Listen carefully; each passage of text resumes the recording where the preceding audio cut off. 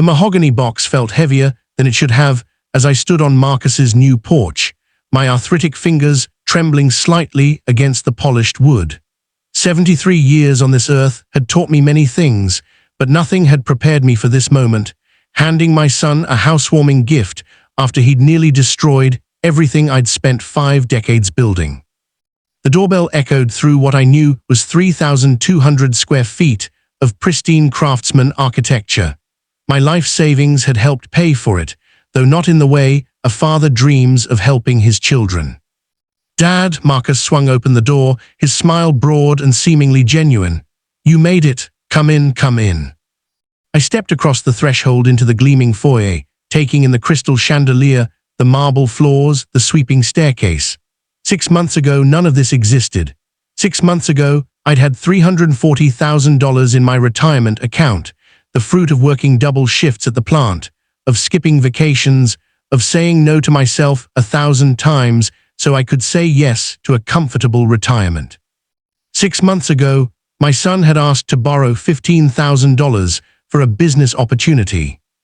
"The place looks beautiful, son," I said, my voice steady despite the storm in my chest. "Thanks, Karen's in the kitchen. We're doing a full spread, catered, even. Wait until you see the backyard." He gestured expansively, every movement radiating success. "That infinity pool, total game changer." I followed him through the house, noting every expensive detail. The Sub-Zero refrigerator, the Italian leather furniture, the original artwork on the walls. Each item whispered a price tag that made my monthly Social Security check look like pocket change. Karen greeted me with a hug that smelled like perfume I couldn't pronounce. "Grandpa Jim, we are so glad you're here. Marcus has been talking about this day for months." "I'll bet he has," I thought, but smiled instead. The backyard was full of people I half recognized, Marcus's colleagues from the tech company, Karen's book club friends, neighbors from their exclusive development. I was the only person over 60, the only one whose hands showed the calluses of real work. Speech, someone called out as Marcus clinked his glass.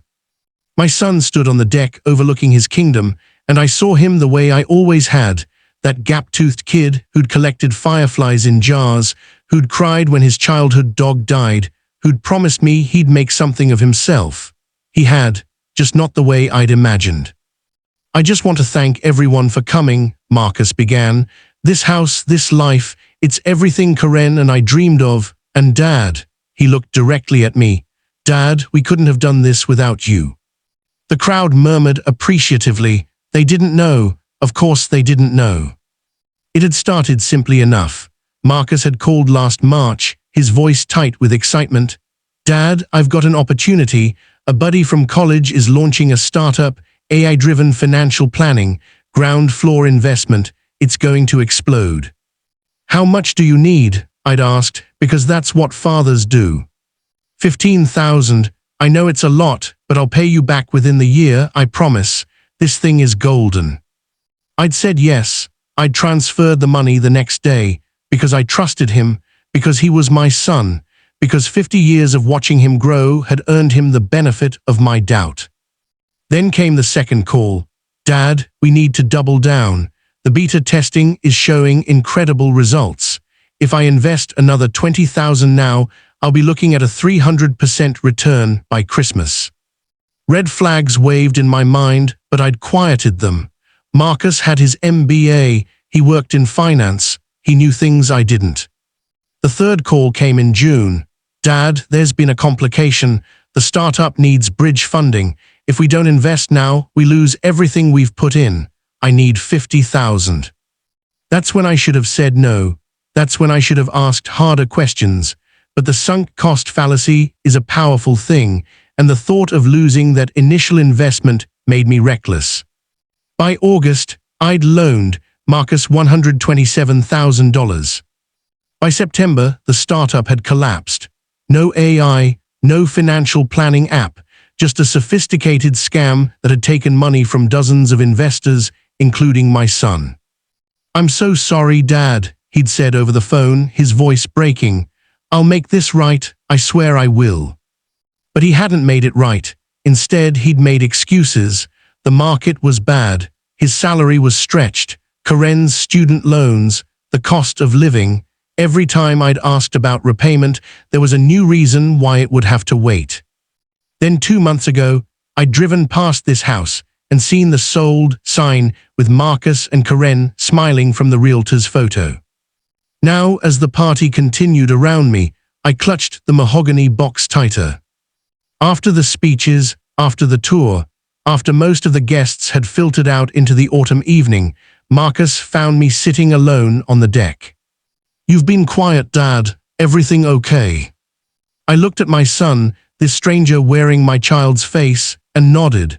"I brought you a housewarming gift."